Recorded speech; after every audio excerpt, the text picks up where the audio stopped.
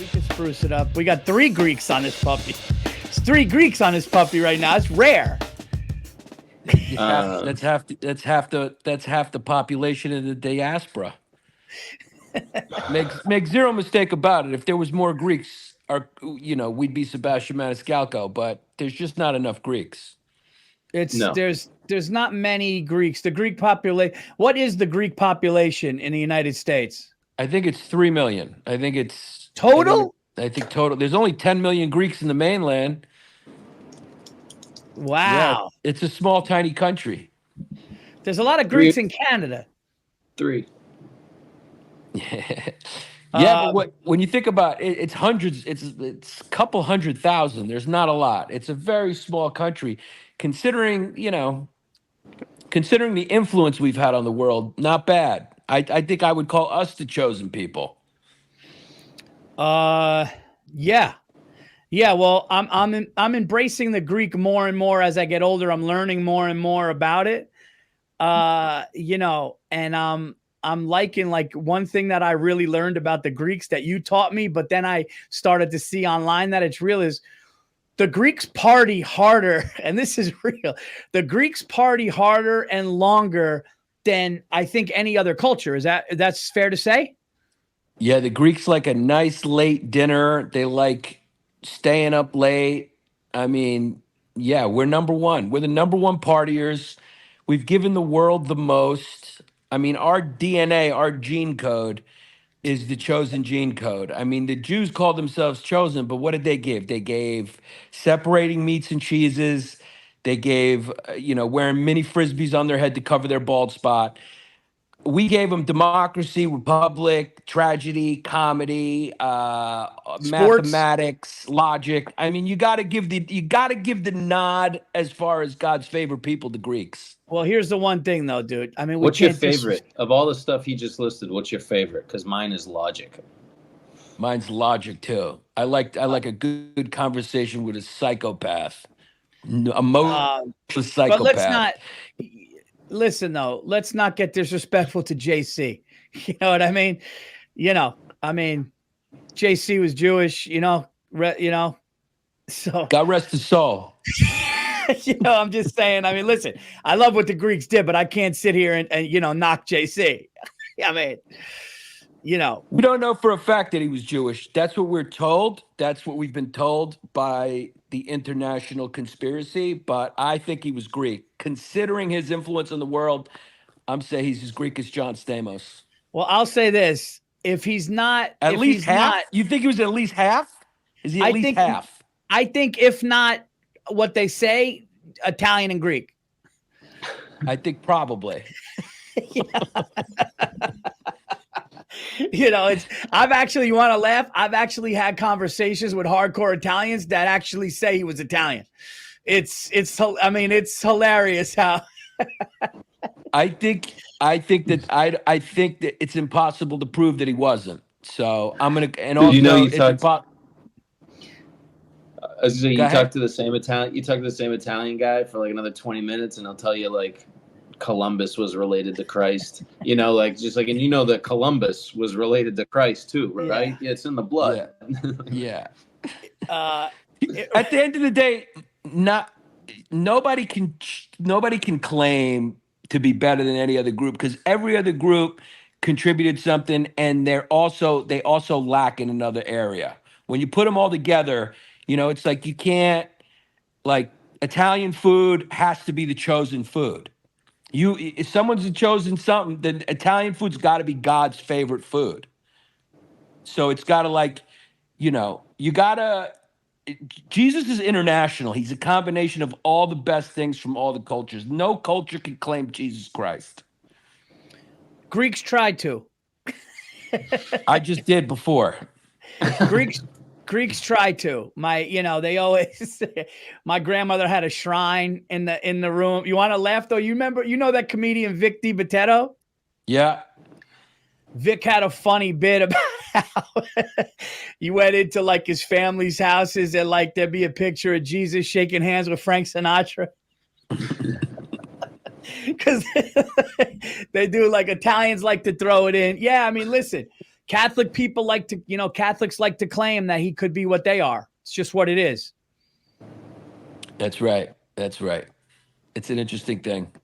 Well, I look at it like this. At least, I'm not going to say that. I'm not going to say that. Hey, I'm not going to say that. There's a lot of tension going on in the world. A lot of people are divided. I'm not going to even, you make certain jokes. Let's just say we hope, but I will tell you this. When JC comes back, I'll be ready. Because I'm a believer. You know what I mean? Yeah. I mean, if there was a bat signal for him, I think it would be right now. So I don't know what's going on. But I get it. Listen, if you live in heaven, I mean, what's the rush? You don't want to come down here and slum around with us. So I get it. It's too early. It's too early for the bat signal for him. He's waiting this one out. He's gonna see how this next election plays out. Yeah. He's gonna see how this next election plays out. He's gonna see, let's see how much they could withstand. And then he shows up. When he shows up, I hope he comes with, some superpowers this time. The first time he was all empathetic and everything. I hope this time when he comes, because we got AI now, so he's got his work cut out for him. No, but it's just like in the superhero movies. The first time the superhero goes down, they go down, but then they learn, and then they come back. And when they come back with a vengeance. You know what I mean? Right. Maybe he was Bruce Wayne the first time he came back. And when he comes back, now he's got a real tool belt of skills. Well, listen, you remember the first Superman to take down the evildoers. When they found out Superman's weakness, and they hooked, the kryptonite, and it took everything from him, and he had to go back to his fortress of solitude. He had to do it. But then when homie came back, it was, that has to happen sometimes. Right. So the sequel is going to be good.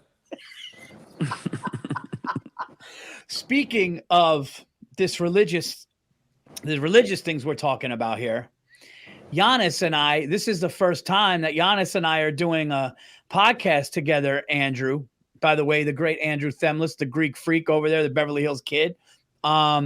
This is the first time that Yannis and I are doing something when we're actually family, because I had the great honor, my wife and I had the great honor, I mean, it was me, but to be the Nuna and Nuna of beautiful Pappas. And, it was a great day. It was amazing. I was nervous. I get to the church. They tell me I got to read verses. I didn't know I had to do that. Yannis let that slip. He let that fall through the cracks. How did you enjoy the spitting, rebuking Satan and spitting? I spit 3 times. I said the things 3 times. It was, and then when but here's the best part. The Greek church says we do it that way to really confirm. They go it's got to really confirm. So when you're doing that, you can't just say it once. The Greeks make you have to mean it and really confirm it. So I spit the best was when he goes, don't really spit. So because if he didn't tell you that, you would have spit on the floor. He actually said, he goes, they say when you denounce Satan, you got to go to. And when they go, oh, you have to spit. I was like, wow, they're going to let me spit on the floor here. And he goes, no, you don't. He goes, you don't really spit. You just go to, and to. And it was, dude, but I'm not going to lie. It was an honor, and I took it real seriously. I didn't flub a word, kid. No, you really did take it seriously. And we're honored to have you as her godfather. What no means is Paul is the godfather of my youngest child. In the Greek culture, that's a big deal. It's a big part of our culture. We take it seriously, and it was great. It was a great event. It was meaningful, very meaningful. And it's funny. The kids are terrorized. Every kid that gets dunked is terrorized. But apparently, you enjoyed it when you got dunked. So we always joke that the first laugh that I ever got from a crowd was when I got baptized and dunked in the water, because we were in Yonkers. Everybody's there. They dunked me in the water. I came up laughing and licking the water, and there was a pop in the church of laughter. All the Greeks were laughing, and they were like, we haven't seen this. And I didn't freak out. My mom said, like, I kind of enjoyed it. I was calm. I was cool. But Yannis, how funny was me and Yannis had a great laugh in the church, Andrew, and you're going to love this. Stacy's not Greek. So I talked to the father before. And I just said to him, I go, listen, not for nothing, but is it all right that she's in here? And he goes, he goes, what do you mean? He goes, what do you mean? I go, listen, she's not Greek. She's in the house of God. I don't want to be, And Yannis and I just started losing it because he was like, yeah, no, it's fine. And I was just like, listen, you don't want her evil hands. You don't want her evil hands on that baby in the house. Oh man, no, Stacy was great with it though. But I felt bad for the baby because like the baby's screaming, man. The baby's just not having a good day. No, the baby's just going, what are we doing? Then you got to really rub the olive oil in them, which is hilarious. When you rub the olive, like, Greeks, everyone makes jokes about Greeks and olive oil, but really, I mean, you get soaked in olive oil to become a Greek Orthodox. You have to really rub it in. And my mother-in-law told Paul, she was like, really rub it in, get every part of the body, because that's supposed to like make them holy, protect them or whatever. I'm not going to lie. I mean, I wasn't going to bring that up until you just did. But like for 3 weeks, she freaked me out. She goes, once you get the olive oil in your hand, she goes, you got to go fast and you got to go everywhere. And she said it like 3 times. And then she's like, if you got to get it in the mouth, she goes, you just got to get her. You got to get her covered. You got to do it. I mean, you were lathering her up. I mean, I might as well have dunked her in it. That's how much. I mean, I had to do it because, and then I went up to your mother-in-law and I go, was that okay? Because here, you know what I learned about like women in those situations? I'm not trying to be disrespectful. But women, no. But women in those situations, whether it's wedding, baptisms, women come across as the nice dressed and the sweet, but they're the judgers and they're the ones that if something goes wrong, they go and cry. It's like a whole deal. So I wasn't going to be the guy responsible for that. That wasn't going to happen. Oh, no, if it wasn't for women, there would be no baptisms, there'd be no birthday parties, there'd be no anniversaries, there'd be no thank you cards, there'd be no anything. I mean, guys don't do anything. We don't do anything. I mean, you think I could have planned that? You think I could have planned the christening? I mean, they keep up all the traditions. They take it all very seriously. Yeah, that's actually a good point. Like, what celebrations do you think would go on if it was just men? It would just be a room full of pizza boxes. No, it'd be like Super Bowl party for sure. Come over for the game, but it wouldn't be organized. It'd be like, yo, bring chips in a 6-pack. I'll order some pizzas. There'd be no balloons. There'd be no color themes. It's like that line. It's like that line in Old School when she's like, hope you had a good birthday. He's like, huh? She's like, oh, you forgot your birthday? Like he was just. Yeah. She's like, you forgot your birthday, Frank? Like, just. Yeah. That's it's so strange when you got like, a straight guy who's in his 40s and his 50s and he doesn't have a woman in his life. There's a certain aspect of his life that is just a mess. It's just a mess because if you don't have a woman, those people, when you're alone, you just start to realize how little you care about outside of good times and comfort as a guy. And you go, wow, my wife hasn't been here in 4 days and there's just boxes everywhere and you run out of toilet paper and you're fine. You're just fine. You're just in a happy place. And then they come and they start annoying you about cleanliness. And then you're like, oh yeah, I gotta be presentable for the world. No, I have a family member that I was really close with, right? And very close. And he got a gig in Wilkes-Barre, Pennsylvania as like a sales trainer. And he thought it would be good because they offered him like decent money, but he's in Wilkes-Barre, Pennsylvania, right? And I went to visit him and Dog, he had Arby's wrappers. He had Arby's wrappers all over the house. His laundry was up to his doorknob. His bedroom was dark.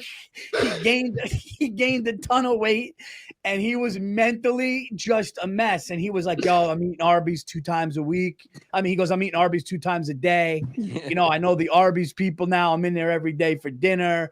He had like water bottles that weren't like thrown out of recycle all over his kitchen.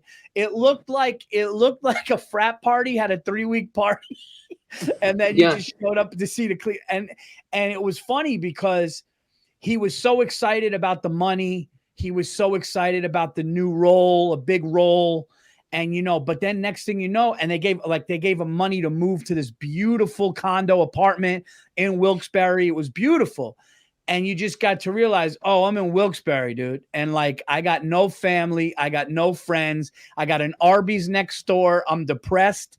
And that's what happens, dude. So it's like, that's that guy without that woman. I'm always surprised when I have friends who are single and I go to their apartments and they're clean. I just, you know, I don't get how they do that. Yeah. I mean, your apartment's my shit clean? was always clean. I remember a friend of mine came over, a comic, and he was just like, he looked around. And I don't know what it was. He opened like something where it had like, you know, ingredients for food, right? And he was just like, "Oh, you live like an adult." And I was just like, "Well, I mean, I got my shit together, but you know, yeah."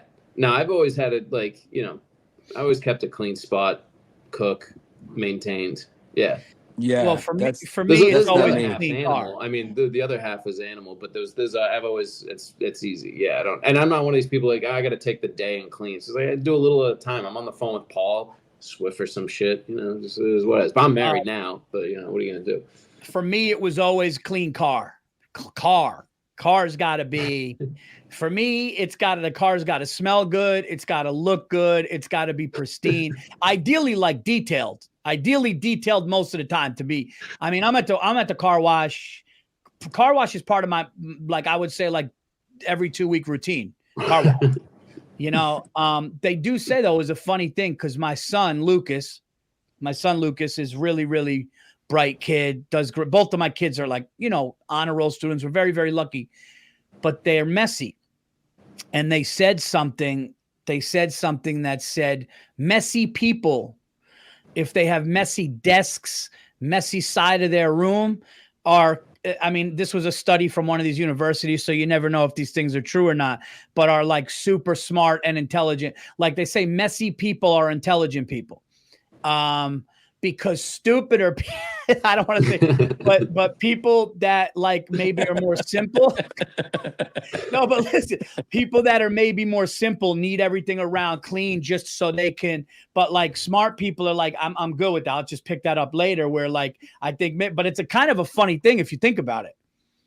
Yeah, I mean, I don't know. Those studies are so funny. I always go like, are you guys studying anything like important? Like, who's funding that stupid study? Like, you are messier people. It's like, can we put that money towards cancer or? Yeah. You know, it's like you're studying who's got a messier room and what their intelligence. How do you even quantify something like that? There's always, sometimes I think it's just journalists need something to write about. I'm like, because they always go, this study, you're going like, who did that study? Who was like, literally, no, there's literally a study right now that probably, Andrew, you could probably look this up. There's a study right now that probably says if you put your left sock on first, I'm not joking. Like there's probably a study that says, of course, the landscapers are next to the window while I'm doing a podcast. Don't worry, we're on StreamYard. It doesn't, at this point, the quality's out the window. Yeah. It's this thing started with bad quality. No, there's probably a study on who puts the left shoe on first, who puts the left sock on first. That means if you do that, you're going to be more successful. I don't know how they figure that out, but it's just, I guess it's just over time. It's just really, that's really what it is. It's over time. Yeah, I don't even know. They do these polls about who's going to win the election, and they say this person's up. You're like, how can you possibly know who's going to be up by making a few calls to people? I mean, the people you're calling, anyone who answers the phone, first of all, from a number that they don't recognize is already suspect. When's the last time you answered a phone call from a number? Listen. This time last year, they showed. This time in 2016, Hillary Clinton was up 9 points across the board, and they said it was going to be a bloodbath. You know, Trump was winning by like 4 or 5 points, and then Biden dropped out, and the next day, Kamala Harris was up 2 points. It's all bullshit. Nobody knows. The polls mean nothing. What matters is who goes out on that day or which party's going to cheat an election. That's what it matters. That's what matters.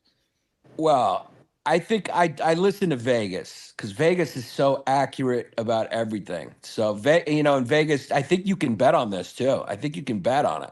I think in Vegas, you can actually bet on it. Yeah, but I think that they wait for the conventions to settle down. And I think they also wait for it all changes because once the conventions settle down and then you have to wait for a debate. But right now they're saying, and this is something that came out yesterday, and they're saying good sources are saying, but they're saying that this judge is going to throw jail time to Trump on September 18th and throw him in jail. And he's got the right to do it up to a year.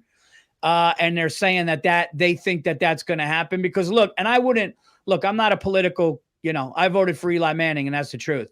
But I'll tell you this, they've done if I'm being honest here, as an outsider looking in, they've done everything to this guy you could do up into trying to kill him and throw him in jail, try to kill him, all those different things. I wouldn't be surprised if they throw another curveball and throw him in jail and he's in a jail cell. But I also think that could help him if they did that. Yeah, I think the thing that's going to hurt him is maybe his age and maybe just the kind of Groundhog's Day feel of his candidacy where, it's like when you've seen a comics act before, it kind of, you listen to him speak now and it's just sort of, it feels like Groundhog's Day. It's like nothing new. He's kind of, I'm good, they're bad. And people just may get sick of, they just may be tired of the act. That could hurt him. It could. I think the only way that I think the only way that he wins, and I think he can win, I think the only thing he has to do, and I don't know if he has the capability of doing it because he's incapable. He's incapable. And I really mean this. And it's crazy to see, but I've had friends like this. That dude, and listen, we never really talk politics, but I'm just talking, listen, I'm a registered independent, but I say what I want to say on either side. Trump is incapable of not throwing jabs and personal attacks on people.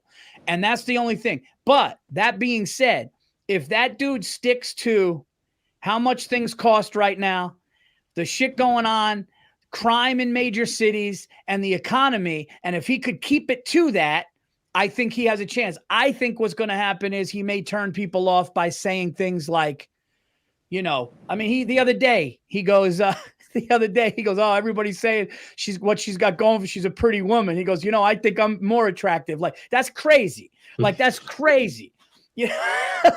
Funny though. Like, no, it's going to be a tight, I think it's going to be tight. No matter what, it'll be tight. So I think it's 50-50. I think at this point it's 50-50. But yeah, we got to wait to see how the debates goes. And Vegas will tell you. He's up there too, man. Listen, he's 78. I mean, he's no spring chicken. I mean, I give him a lot of credit for the type of shape he's in, and he seems to mentally still be all there. But for the most part, as much as he, someone as wild as he can be, but he's up there, man. I mean, he's, people may just start feeling that same way. Like, we're kind of done with the older people. I mean, there's got to be a limit. Why is politics the only job that people are like? Nancy Pelosi's like 90. I mean, it's just you got to be forced out at a certain point. No, it's like elder abuse. That was my bit on my Netflix special. I said if you have to be 35 to do it, then you should be 65 to not do it. I said you get a 30-year. And if your last term goes over 65, just by the way that it went, like if you got elected at 64, then fine, then you come out after that. But dude, I told you this thing, and this goes for everybody, man. Anybody in politics. It's not about parties. Dude, I got a CAT scan on my brain when I went through all the shit that I went through. You remember that? I went through all that shit. and I was getting dizzy on stage, and I was getting tight up here, and I was holding myself up, and my vision was changing. And so I went and I got the thing. And when I went to the neurologist and he showed me a picture of my brain, he showed me the lobes, and he goes, "Do you see that?" And I go, "Yeah." He goes, "Yeah, when you're 70, that's going to be like twice the size." Because basically what happens is when you hit 70 years old or whatever it is, your fucking brain starts to decay, literally. It just starts to fucking die. And these guys are the leader of the free fucking world, and their brain is not what their brain was when they're a 55, 60-year-old man. So I think they need to change that too. And my prediction is I think it will change. I think that there will be an age limit the way that there is a 35. I think eventually it'll be a 65, 70, and that's the cap. I think that has to happen, to be honest with you. Yeah, they got to do it. They really got to do it. You can't have an 85-year-old man run for president of the United States of America. You just can't. No. Also, like, you know, when I get to 85, you know, you're not, the things you're voting for, you're not even going to be around for. So it's like, what do you even, there should be a cap on voting too. Be like, this stuff doesn't even affect you. What's funny is how they're hiding, like how Biden is just like the great uncle. They just want to get, I mean, they were like, get him in the first night of the convention. You know, we're going to walk him up there. We're going to keep it simple and then just get that fucking guy out of here. I love they gave him like the 12:30 a.m. check spot. He went on at like 12:30. He's president of the United States. And they're like, yeah, you're going on nowhere near a primetime speaking slot. He got the check spot. He got the late night check spot. Oh, he did. They're like, we're done with you. We're moving past you. And that's that. I mean, the kids like Aunt Edna on Christmas Vacation, they just yes him to death. They go, yeah. Yeah, whatever. He's out the door. That's it. I mean, they're walking. Yeah, they gave him the boot. Yo, I mean, quick. I mean, it was probably took him. It was of mice and men, and he was Lenny, and they took him out there, and they said, "You stare at the rabbits. You see those rabbits out there, and just one to the back of the head." Yo, if I could be a fly, they put him out to pasture. Dude, if I could be a fly in the room of the Democratic Party during that debate, I mean, they must have been like, when my man just was flubbing words, they were just like, get on the horn. They were on the horn. They were on the horn halfway through that debate. They were on the horn going, it's a wrap. That was, I think Obama. Yeah, I think Obama used his influence and was just like, called up Joe, and he said, listen. It's time to hang him up. It's time to listen. You're in a diaper, dude. You can't be a president in a diaper. You just can't. You can't be talking tough to world leaders when you got a diaper on. There's just something about if you know someone's in a diaper and you're talking to them. I mean, think about it. He's 80. What is he? He's 80 years old. I mean, at that point, you just start dribbling. You can't be talking to Putin. Do you think he's do you think Biden's in a diaper? There's a good chance, dude. Elderly people, they got to wear diapers because they start dribbling. You start losing control of your bowels. At some point, everyone who's elderly starts shitting and peeing themselves. I think he shit his pants at Normandy. No, yeah. Even if he didn't, he's wearing a diaper. Of course he is. You don't take that chance. Yeah, you don't take that chance. It's like a cop doing traffic stops. You wear a vest. Yeah, you don't. You wear a vest if you walk up to a kid.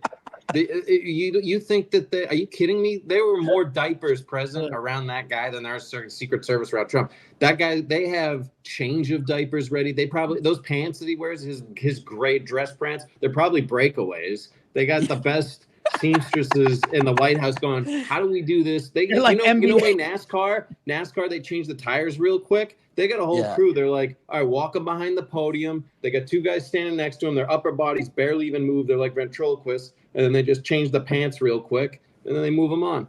Dude, his wife Jill, when you watch her run up to him and make like she's wearing diapers too.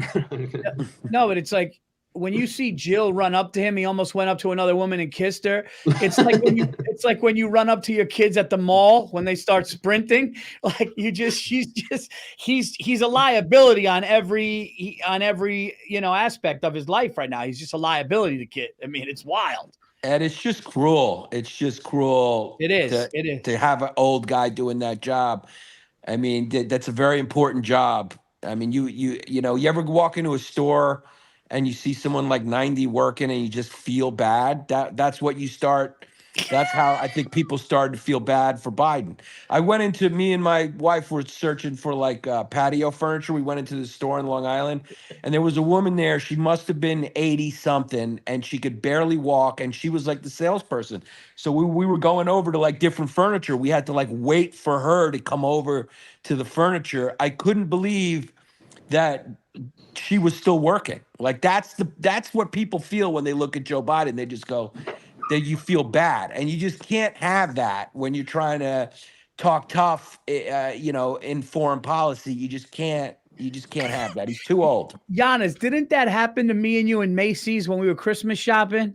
Yeah, I remember that. Yeah. What happened? Remember that? And she couldn't, remember how long it took for her to deal with the person in front? It's like, it's crazy. The way she was hitting the register buttons, the way she grabbed the way she folded the clothes just took so long. And the way she and nobody said anything just because she was this sweet old lady. But like, it's a Christmas rush at Macy's, man.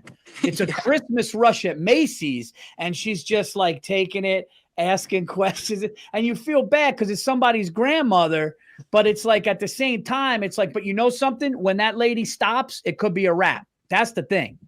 Yeah, but I mean, we still got to get our gifts. The world's got to move on. Listen, I need a quick wrap on that, Yeah, I mean, when Clinton spoke 10 minutes, when Clinton spoke at the DNC and he said that he was like, I'm the age of Trump now. That's when it really hits you. You go like, damn, that dude was president in the early 90s. And he's the same age as the guy running now. Like, can you imagine Bill Clinton running for president now? That's essentially the age of Trump and Biden. You're going like, this is way too old, man. There's got to be a limit. Like, nobody would vote for Clinton now, dude. He's in his late 70s. Like, yeah. When you go like, whoa, he was fucking president 30 years ago. People should be president when they're in their 40s, 50s, 60s, early 70s. I think it should be 75 max. Once you hit 75, that's a wrap. Look, I don't know if you heard, and again, like, nobody knows what's going to happen because debates have to happen a lot of time. He's got to go to court. I mean, all this stuff. But I was listening to Charlemagne and Schultz talk. And, Charlemagne was going like, man, I don't know. People might like Harris. And Schultz is like, nobody is voting. Like, he doesn't think anybody's going to go. And the weird thing is, like, I feel like this one could be wild. Like, I'm going to just go on record to say this one could be wild. This one could be, I don't know, because I don't know if I trust everything. This one could be an absolute fucking landslide bloodbath. Or it could be like you're waiting and then you got to wait days after. And I just don't know. I'll tell you what, though, it's going to be interesting. And I know people on both sides that have parties and, they're like, hey, man, come by. Like, they get booze, they get food. But SNL did a sketch on that where like Chappelle was on it and they were like, they were at a Democratic party. Yeah, I remember that sketch. And he goes, all right, listen, man, we just lost.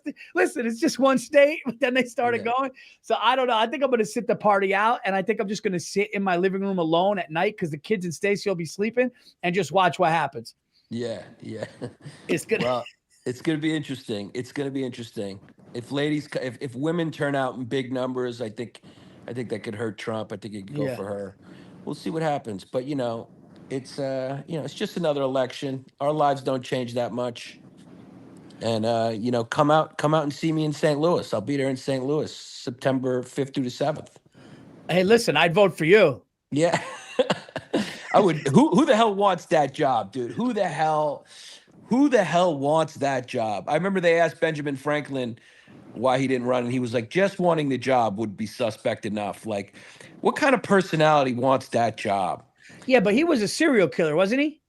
Apparently he had some bones. Who knows? Maybe he was doing experiments or something, or maybe he was. Yeah, back then. Dude, he had like 19 bodies in his crib, I think. I know. In his basement, I think they found some bones. If he was, that's crazy. I think that there's a lot more serial killers than we think that are amongst us. Seriously.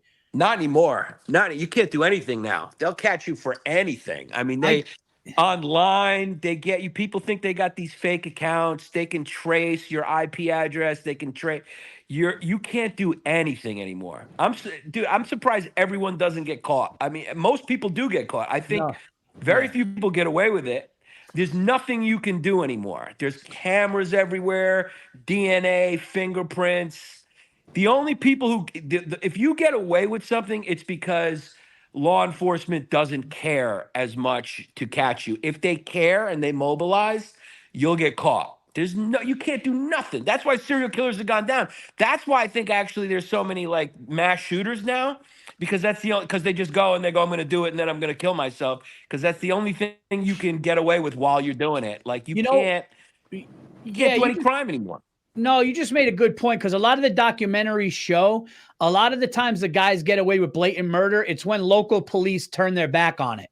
It's when every time. Yeah. Yeah. It's like when the cops either don't want, when the cops either don't like the person, or the cops sometimes they want to just get a suspect. They get the wrong one. Like, yeah, it's a lot of like error like that. Yeah, like it's all about power and money. If you have money and power and resources to find out who it is, there's no crime you're going to get away with. They just caught that massive crypto guy who's hiding somewhere. They'll catch you. I mean, they got and now they're developing all these cyber units because, crime online is big with the dark web and crypto. A lot of criminals launder their money with crypto and stuff. So now they're putting a lot of resources into that. And so that used to be the way you could try to get away with stuff. They'll get you there.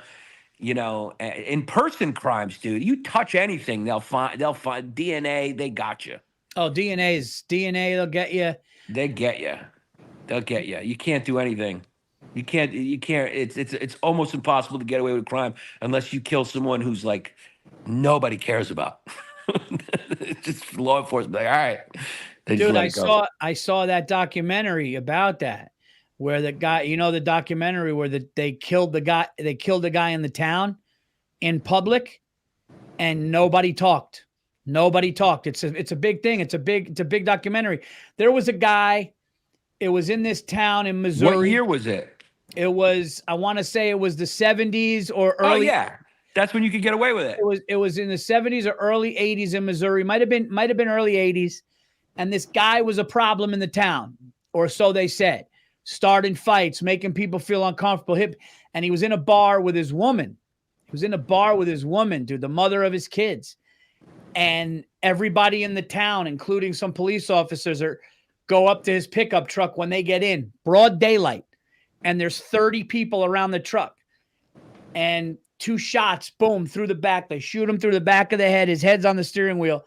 They actually let the wife, and one of the townspeople in the documentary goes, the only mistake is we should have killed her. We should have killed her too. And one of the cops was questioned. The entire town to this day knows who did it, kept their mouth shut. The kids of the guy are like, he wasn't that bad. They had it out for him, but law enforcement just turned their back. And it's a big documentary. You should watch it. It's fucking, Andrew, can you get the name of that? They killed this guy in Missouri, dude. And it's brutal. And his family had to leave and shit like that. But do you imagine that? No, like having somebody that you love in that town and the entire town in on it. That's crazy. That's very weird. Yeah. No, dude, it just lets you. I'm telling you, dude. If I'm worried about civil war. Civil war happens, man. I'm gonna have to ask you some questions on the Hill. Yeah. No, I think we'll be fine. I think we'll be all right. I think we got the right system here. I think everything flips around every couple of years. I think people get into dark stuff for a little while, but now that's getting old. Like trends come and go. I think people are kind of sick of the rancor and the divisiveness. I think overall I feel things calming down. I really do. I mean, how much, there was an assassination attempt. I think that was a big wake up call too, where people are like, let's change the tone a little bit. Things are getting a little, roasty and mean and destructive. And And I think people are, bitter, and I think people are looking for something a little more hopeful now, a little bit more unified. So hopefully that happens. It's called No One Saw a Thing. No one saw a thing. Yeah, no one saw a thing. And last thing I'll ask you, Yannis, we're going to get out of here, man. Great having you on the show. This has been a fun conversation. What's going on with the monkeypox? Because Lord knows you've been reading about it. No, what? Yeah, I mean, no. How many articles? Be honest. How many articles you read about it? I haven't really even I know nothing about it, but I know that it's hard to catch. So that's all I gotta know. COVID. They'll fix that. They'll fix that. Here's the beautiful thing. Don't worry. They'll make it easier. Whenever something like that's going on, I can give a call and just find out where we stand. Yeah. That's right. Yanni, where are you going to be, buddy? Where are you going to be? Where can the Virzi Effect fans see you? Yeah, get me in St. Louis. It's coming up September 5th through the 7th. Tacoma, Brea, Vegas, West Nyack, New York, and more dates that are on my website, YannisPappasComedy.com. You get tickets there as well. Listen to the Yannis Pappas Hour, and this was fun, man. Thanks for having me. This feels like COVID. It feels like COVID. I know. Yeah. I know. Well, listen, I can't, I got a small studio in the house. It would have looked ridiculous. Yeah, I get you. Andrew will spruce this up. He'll make it look better. Guys, I'll be September 13th and 14th. I'll be at the Port Comedy Club in Baltimore. Tickets are going. It's not a big room. Get those. Then I'll be in Yonkers. On the 18th and 19th, or 19th and 20th. Then I'll be at one of the best comedy clubs in the fucking country, Side Splitters in Tampa, at the end of September. We got Rhode Island coming up. We got Germany coming up. We got San Diego, a bunch of places. Go to paulvirzi.com for that. And yeah, man, Yannis, thanks so much. I'll talk to you later.